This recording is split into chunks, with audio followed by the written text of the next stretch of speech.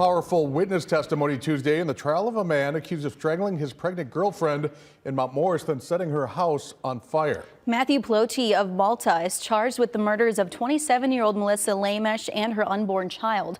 Neighbors told the jury what they knew about the victim and suspect's relationship, while Mount Morris Fire Chief Rob Huff described the search through Lamesh's home and finding her body in the dense smoke.